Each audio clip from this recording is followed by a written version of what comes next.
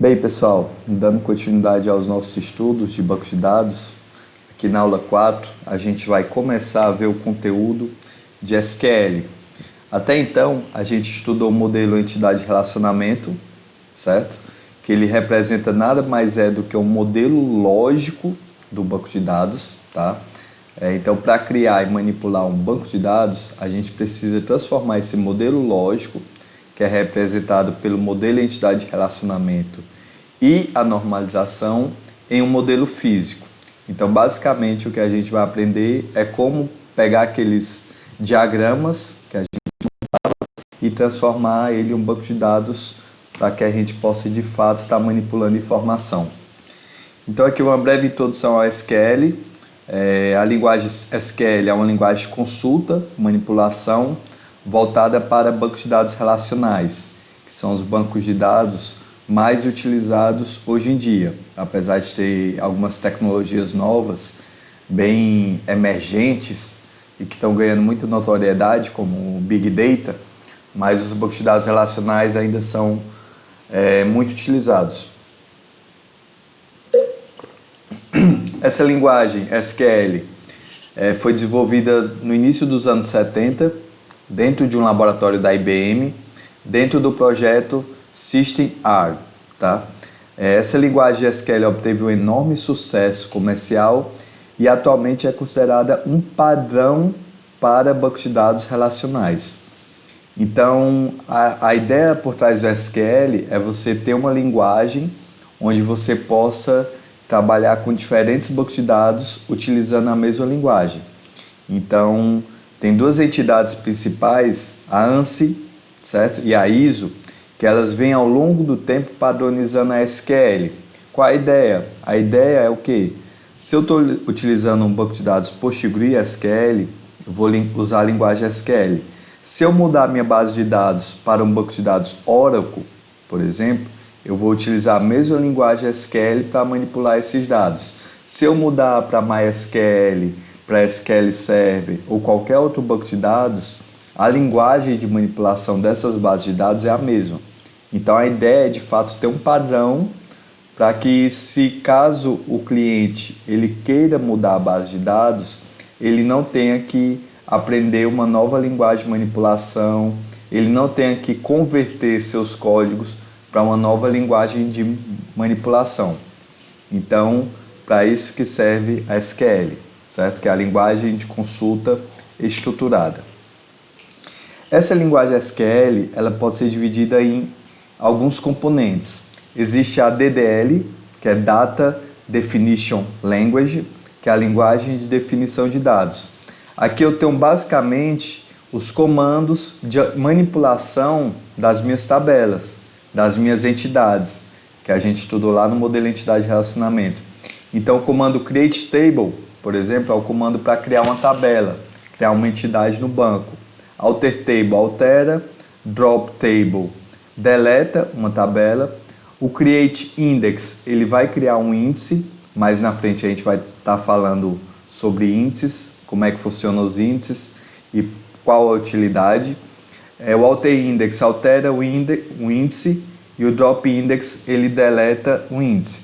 Então essa linguagem aqui, a DDL, a gente usa para criar o nosso banco de dados, para criar as nossas entidades, para definir os relacionamentos entre as entidades.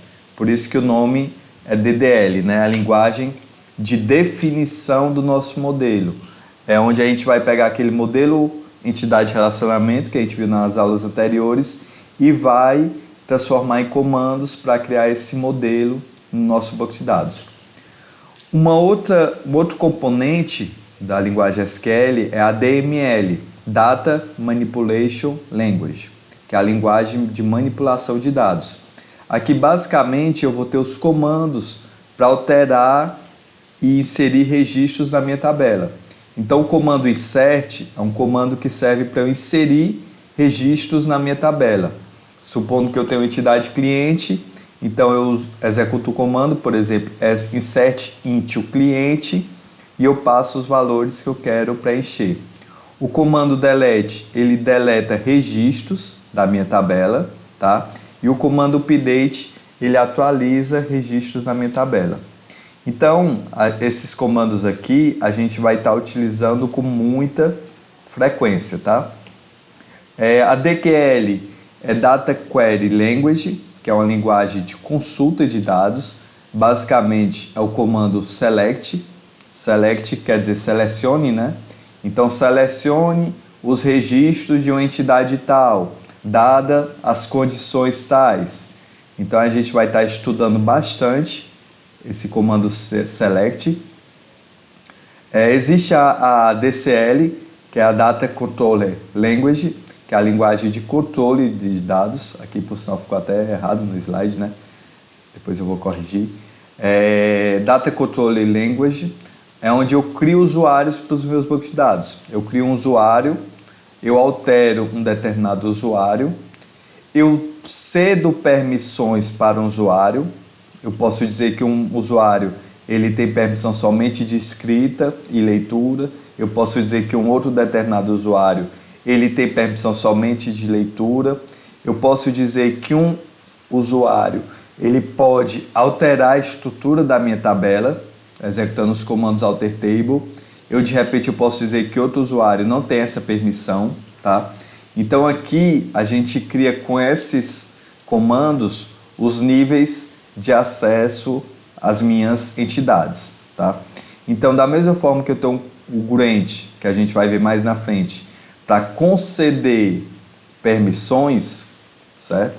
Para conceder permissões para um determinado usuário ou grupo de usuários, o revoke ele remove essas permissões, tá? Então ele retira uma determinada permissão. Os esquemas é uma forma de agrupar os dados. De repente eu tenho um sistema onde eu quero agrupar os dados em diferentes esquemas. Então eu posso utilizar aqui esse create esquema, que a gente vai estar vendo um pouco mais na frente também, tá? Eu vou passar aqui rápido e depois a gente vai estar vendo. Então, pessoal, quando a gente trabalha com SQL, assim como vocês já trabalharam nas linguagens de programação, a gente costuma ter tipos de dados, tá? A gente costuma ter tipos de dados. Então, o SQL 99, foi no ano 99 mesmo, que padronizou muitas informações, a estrutura da linguagem SQL. Ele prevê alguns tipos numéricos, por exemplo. Eu tenho um integer ou int, que é para representar inteiro. Eu tenho um numeric PS, onde eu tenho uma precisão e uma escala, certo? A escala é o número de dígitos na parte fracionária, tá? Então, a escala não pode ser maior que a precisão, tá? É muito usado para representar dinheiro. Tanto o numérico quanto o decimal, eles são muito utilizados para representar dinheiro. O decimal também tem precisão e escala, e a precisão é fornecida pela implementação do sistema SGBD, que é o Sistema Gerenciador de Bancos de Dados. Nós temos os numéricos aproximados, os pontos flutuantes, né? Temos o real, o double e o float, tá? Onde o float ele permite especificar a precisão que se deseja, certo? Então aqui são para numéricos com ponto flutuante, tá? Então da mesma forma que lá no Java tem uns tipos de dados, lá no C tem uns tipos de dados, em outras linguagens de programação como C# também tem uns tipos de dados. Então aqui no SQL eu também trabalho definindo os tipos de dados para armazenar minha informação. Tem um caractere, o caractere X nada mais é do que representar uma string de tamanho X, certo? Então se esse X for omitido, equivale a char 1, ou seja, é um char de apenas uma posição, tá? Se o string a ser armazenado for menor que o X, então o restante é preenchido com brancos, tá? Então, aqui em outras palavras, é como se eu tivesse um vetor de X posições. Se eu não preencher todas as posições, no final ele coloca com branco, tá? Existe o caractere varying, que a gente vai utilizar muito, eu utilizo muito. Em alguns bancos, esse tipo de dado é chamado de varchar. Então, ele representa também um string de tamanho X, mas ele armazena exatamente o tamanho do string, certo? Então, se o tamanho for menor ou igual a X, ele não preenche o restante com zero, certo? Então, aqui, de fato, eu tenho que especificar o tamanho do X. Então, acaba que esse caractere varying, ele é um pouco mais otimizado que esse caractere, já que esse caractere sempre vai ter X posições. Se eu não usar todas, ele preenche com espaço em branco. No caractere varying, não. Ele armazena exatamente o tamanho do meu string, ok? Tem o CLOB, que é para armazenar string longos, usado geralmente para armazenar documentos. Existe o CLOB e existe o BLOB. O BLOB ele é muito utilizado para armazenar fotos. Ele armazena o arquivo binário, tá? Que até eu falo aqui, ó. Tem um bit. O bit ele armazena uma quantidade X de bits, tá? O bit varying ele permite armazenar uma quantidade variável, usando o mesmo conceito lá do varchar, né? Quantidade variável de bits até esse tamanho X. O blob, ele armazena uma grande quantidade de bytes, como fotos, vídeo, áudio, gráficos, mapas, tudo que for de imagem e documento, geralmente a gente armazena como blob.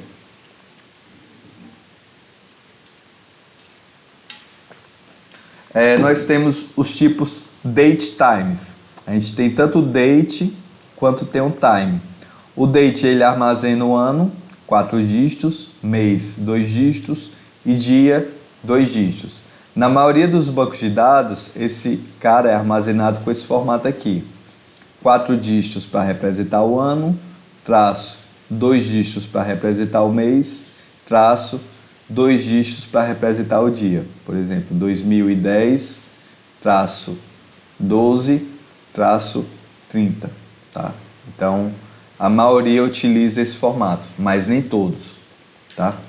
Então, date armazena a data, o time armazena a hora, 2 dígitos, né, para a hora, 2 dígitos para os minutos, 2 dígitos para os segundos, tá? E eles podem ter fração também, que aqui eu posso ter os milissegundos, tá? Que aí eu posso ter uma precisão de 0 até 61.999. O timestamp nada mais é do que o date mais time. Em alguns bancos de dados a gente vai ver esse tipo aqui chamado timestamp. Em outros, simplesmente, a gente vai ver o tipo datetime, tá? Que é data e hora, como se fossem esses dois tipos concatenados. Tá? Quando a gente armazena hora, supondo que seu sistema seja globalmente utilizado, então muitas vezes é importante você armazenar o time zone. Então, por isso que existe esse time with time zone, que aqui ele pega a hora mais a diferença de fuso horário, ok? Então, por exemplo, se eu tenho um sistema que está rodando aqui no Brasil e está rodando na Europa, então uma determinada operação, quando ela for executada lá, for às 7 horas da manhã, por exemplo, então aqui com certeza no Brasil essa operação ela ocorreu um pouco mais tarde, né? Talvez, sei lá, 2 horas da tarde. Então, muitas vezes é importante eu armazenar esse tipo de informação. Se a gente pensar num sistema bancário, por exemplo, global, então, geralmente, bancos aqui no Brasil, né, funciona de 10 até às 16 horas, ok? Então, supondo que na Europa funcione esse horário também, de 10 às 16, então uma operação bancária lá, que é executada às 10 horas da manhã, provavelmente aqui no Brasil seria equivalente a 3 horas. Uma operação que é executada, por exemplo, às 16 horas lá, talvez aqui no Brasil isso seja equivalente já a 21 horas. Tá? Então é importante armazenar esse time zone, Porque aqui no Brasil eu não posso executar uma operação bancária às 21 horas. Mas, se for na Europa, isso equivale a 16 horas. Então, lá eu posso executar essa operação bancária. Então, dependendo do tipo de sistema, é importante, sim, armazenar o fuso horário da data. Tá? Nós temos também o tipo booleano, sendo que o booleano aqui é uma lógica diferente. É uma lógica de 3 valores. Verdadeiro, falso e desconhecido, tá? Então, dessa forma que se trabalha o banco de dados. Aqui a gente tem basicamente o resumo dos principais tipos, o char de n posições, o varchar de n, o caractere varying. Esse tipo de dado a gente vai utilizar com muita frequência. O int ou integer, a gente vai utilizar bastante também. O numeric, com a precisão, determinada precisão, a gente vai utilizar bastante também, certo? Que é o número de ponto fixo com precisão definida pelo usuário, onde o P indica o número de dígitos e D indicando os P dígitos que estão à direita do ponto decimal. Então, por exemplo, isso aqui é muito utilizado para armazenar valores monetários, né? Então, por exemplo, se eu definir que eu vou trabalhar com numeric, por exemplo, numeric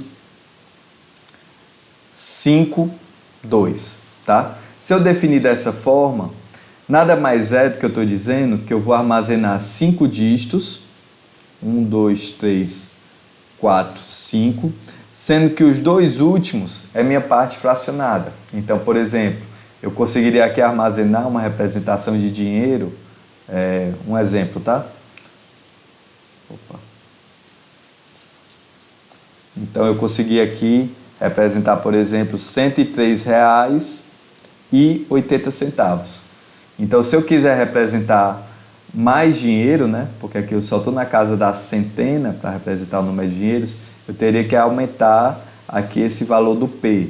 Então eu teria que botar aqui, ao invés de ser numeric 5,2, sei lá, botar numeric 7,2, sendo que eu tenho 7 dígitos e os 2 últimos dígitos seria para a minha parte fracionada, né? Então, no caso, eu ganharia aqui mais 2 dígitos. Então, aqui eu já representaria, por exemplo, R$ 10.103,80, né? Aí, dependendo da situação, novamente, obviamente, pode ser que esse P, que aqui a gente tem esse número 7, seja maior, que eu necessite ter um valor maior aqui para esse P, ok? Esse tipo de dado a gente vai estar usando bastante também, tá? A gente tem o float, o real, que é double precision, né? Que é o ponto flutuante e ponto flutuante de precisão dupla. O float n, que é um ponto flutuante com a precisão definida para o usuário. O date, ó, como eu falei, geralmente forma até 4 dígitos por ano. Alguns bancos de dados trabalham com traço, outros com a barra. 2 dígitos para representar o mês, traço ou barra, 2 dígitos para representar o dia. E o time, hora 2 dígitos, 2 pontos, minutos 2 dígitos, 2 pontos, segundos 2 dígitos. Aqui a gente já vai entrar um pouco na DDL, que a gente falou, né? Que é Data Definition Language, que é a linguagem de definição dos meus dados, tá? Então aqui é o principal comando que a gente tem, é o create table. Create table, muito sugestivo, né? Crie tabela, traduzindo. Crie tabela, eu coloco o nome da tabela, tá? Depois que eu coloco o nome da tabela, eu tenho que formar os atributos, as colunas da minha tabela. Então, por exemplo, supondo que eu tenho aqui uma tabela cliente, eu posso ter aqui minha primeira coluna sendo ID, depois eu tenho uma coluna do nome, depois eu tenho uma coluna do CPF e assim sucessivamente, tá? Então, depois que eu coloco o comando create table, dou o nome da tabela, nesse exemplo aqui cliente, eu faço o quê? Eu abro parênteses e fecho parênteses ao final de toda essa operação. Então, defino o nome da coluna, primeira coisa, o tipo de dado dessa primeira coluna e a constraint da coluna. Essa constraint nada mais é do que uma restrição ou uma especificação de alguma necessidade dessa coluna, tá? Então a gente vai estar mostrando isso aqui. Depois eu coloco vírgula para separar as meus diferentes atributos, tá? Então, nome da coluna 1, tipo de dado da coluna 1, a constante da coluna 1. Encerro com a vírgula. Nome da coluna 2, tipo de dado 2, constante da coluna 2. Encerro com vírgula. Nome coluna 3, tipo de dado coluna 3, coluna constante 3, vírgula. Depois eu tenho as constantes da tabela, encerro o meu parênteses. Tá? Se eu não tiver as constantes dessa minha tabela aqui, eu defini somente as minhas colunas, o tipo de dado e as constantes, então essa vírgula aqui também ela não deve existir. Tá? Essa vírgula aqui ela é utilizada para separar os diferentes dados, as diferentes informações. Então, não vou ter uma vírgula, depois da vírgula tendo o fechamento do meu parênteses. Tá? Se eu não tiver mais nada no final, então aqui eu já encerraria o fechamento do meu parênteses, supondo que eu não tenha essa linha, ok? Então, as constantes nada mais são, como eu falei, de regras agregadas a colunas ou tabelas. Então, aqui nesse exemplo, ó, eu tenho a tabela Create Table CD, abri parênteses, fechei parênteses lá no final, depois que eu encerro a criação da minha tabela. Então, esse parênteses aqui está fechando com esse. Eu posso usar esse ponto e vírgula ou não, tá? Esse ponto e vírgula não é obrigatório.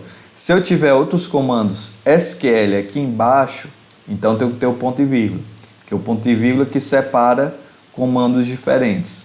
Caso eu não tenha outros comandos aqui embaixo, SQL, eu simplesmente não preciso colocar esse ponto e vírgula, ok?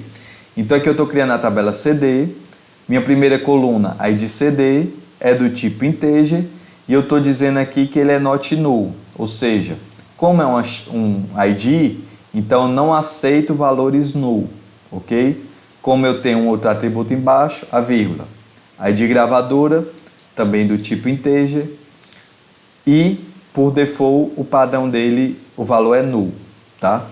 Boto vírgula, o nome é varchar de até 60 posições, tá? Lembrando que isso aqui não é um array de tamanho fixo, eu posso usar até 60 posições. Então, depois o valor default dele é null, vírgula, preço decimal 10,2, então aqui eu estou dizendo que eu vou usar um tipo decimal onde eu tenho 10 dígitos, sendo que os dois últimos representam a parte fracionada, né? Então vai representar os centavos. Aí. O valor padrão também é null. Data de lançamento vai ser do tipo date, tá? Eu poderia até ter especificado date time, né? Mas pode ser que nesse exemplo não seja necessário saber a hora.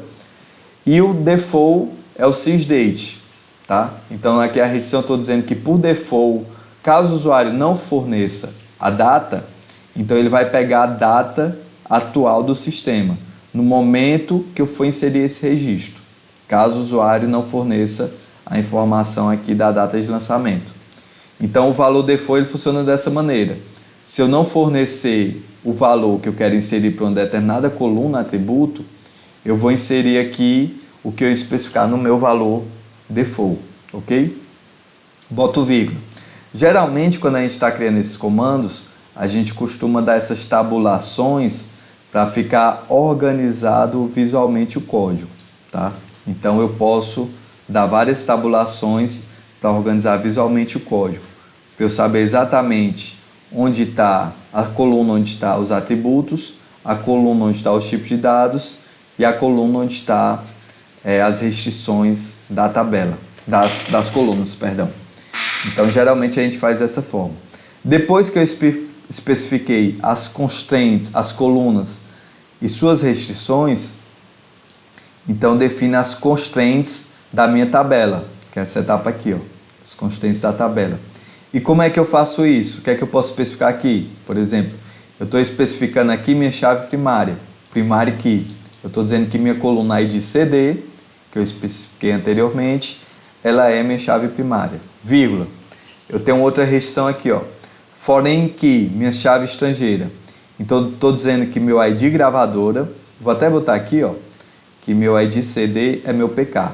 Meu ID gravadora é minha chave estrangeira, sendo que ele vai referenciar a coluna ID gravadora, que é a coluna ID gravadora, na tabela gravadora, ok? Então aqui é onde eu faço aquele relacionamento do nosso modelo entidade relacionamento, ok? Aqui está faltando uma vírgula, já que eu tenho uma outra restrição aqui, ó. Eu estou dizendo cheque, preço de venda obrigatoriamente tem que ser maior que zero. Não existe venda com valor negativo, né? Então, como essa é a última restrição, eu não preciso colocar a vírgula, já que eu tenho o encerramento aqui do meu parênteses, ok? Então, aqui também a gente especifica, para ficar mais legível, uma restrição para cada linha, tá? Para ficar mais legível para entender o código. Da mesma forma que aqui a gente especificou uma coluna para cada linha, uma coluna, um atributo para cada linha do meu comando, ok? Só para fins de legibilidade. Aí aqui a gente tem as informações das principais constraints, não todas, mas as principais que a gente vai estar utilizando. O not null, que a gente viu no exemplo anterior, ele indica que um campo é requerido, ou seja, o valor não pode ser nulo. Então é obrigatório, é um campo de preenchimento obrigatório. Chave primária indica que o campo ou conjunto de campos constitui uma chave primária. Lembrando que eu já falei isso aqui, uma chave primária pode ser que seja uma chave composta, né? Que eu tenha alguns atributos para especificar essa chave primária. Não necessariamente é somente um atributo, ok? Os valores dos campos que fazem parte de uma chave primária não podem ser nulos. Razões óbvias, né? Cada valor de chave primária, cada registro tem que ter um valor diferente para a chave primária. Então não posso aceitar nulo. Eu tenho que especificar de fato o valor. Chave estrangeira, que identifica o campo ou conjunto de campos, que é uma chave estrangeira, certo? E, portanto, ele está associado à chave primária de uma outra tabela. O unique, ele indica que um campo ou conjunto de campos não pode ter valores repetidos, tá? Então, supondo que eu tenho aqui minha entidade cliente, tá?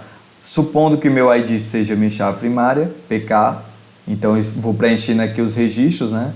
Sei lá, o João, CPF, vou botar aqui só alguma coisa. 2, o Paulo, CPF XXY, tá? Então, como eu especifiquei que esse cara é a chave primária, ele não vai aceitar valores repetidos. Mas eu posso especificar aqui que o CPF, por exemplo, ele é do tipo unique. Por quê? Porque eu não tenho duas pessoas com o mesmo CPF.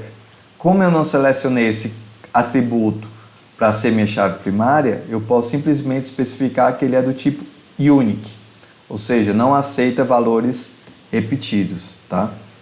Então esse campo aqui a gente usa bastante também, principalmente para validar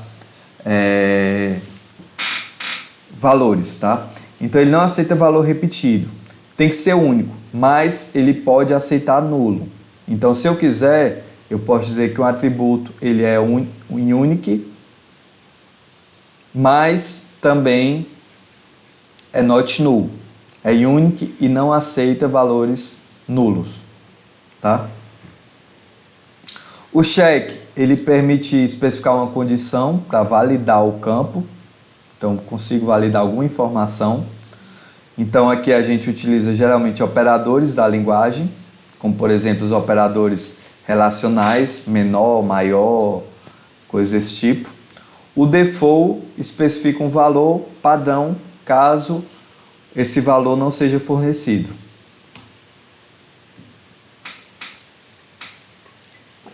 Aqui é um outro exemplo, create table empregado, abrir parênteses, fecho parênteses no final. Matrícula, eu estou dizendo que é um char de 9 posições, ou seja, então, por mais que eu use só 2 posições, eu vou ter as outras posições com espaço em branco, ok? Esse tipo de dado char não é otimizado. Nome, varchar 15, not null. Então aqui é um varchar de até 15 posições. Se eu usar 3, eu não vou ter valores em branco posteriormente. Data de nascimento, date. Endereço, varchar de até 30 posições, ou seja, um string de até 30 dígitos, né? Sexo, char. Como eu não especifiquei o tamanho, por default ele é char 1, como a gente viu anteriormente. Salário, numérico 10 dígitos, 2 para usar precisão, os centavos, né? Departamento é um int not null, então ele não aceita valores null. Primary key, a minha matrícula, tá? Então é até interessante esse exemplo, ó, porque minha matrícula aqui eu estou definindo como chave primária, minha PK, mas não necessariamente ela tem que ser um valor inteiro, só tem que ser um valor distinto e diferente de null, tá? O salário maior que 0, cheque salário tem que ser maior ou igual a 0. Aqui chave estrangeira, supervisor, então aqui eu tenho um FK, que aqui no caso o supervisor, ele está apontando para a coluna matrícula da tabela empregado. Foreign key, departamento, aqui também é um FK, que no caso ele está referenciando a coluna code departamento, certo? Code departamento da tabela departamento, ok? É interessante aqui, nessa primeira restrição, ó, porque o supervisor, ele está referenciando a minha matrícula, que é a chave primária, da própria tabela empregado. Então, tem uma chave estrangeira que está apontando para a minha mesma tabela. Está apontando aqui para a minha mesma tabela, para a minha mesma chave primária. Tá? Da tabela aqui, no caso, empregado. Isso aqui a gente chama de autorrelacionamento, que eu já mostrei para vocês nas aulas de modelagem. Aí aqui eu tenho o create table departamento, nome do departamento varchar 15, not null, código departamento int, gerente char 9, not null, data início do gerente, um date, primary key, código departamento, então esse cara aqui é o meu PK, tá? O nome do departamento é único e a chave estrangeira aqui, ok? Aqui tem o que a gente chama de referências cruzadas, por exemplo, create table chicken, tá? E create table egg. É o velho problema do ovo e da galinha, né? Então, na minha tabela chicken, o que acontece aqui? Eu estou definindo chicken ID, C ID, que é minha chave primária, ok? Esse cara aqui é minha chave primária. E eu estou definindo aqui um ID, ok? Do tipo inteiro. Então, essa aqui é a minha tabela chicken, tá? Estou definindo aqui esses dois atributos. Na minha tabela egg, o que é que eu estou fazendo aqui? Eu estou definindo um ID do tipo primary key. Então, esse cara aqui é minha PK, ok? E eu estou definindo um CID. CID aqui. Ok? Então, eu defini esses dois atributos. O que é que acontece? Depois que eu criei essas duas tabelas, eu estou executando aqui o comando alter table. Eu estou alterando a tabela chicken, tá? A tabela da minha galinha, essa tabela aqui, onde eu estou adicionando uma constraint. Eu estou adicionando uma restrição.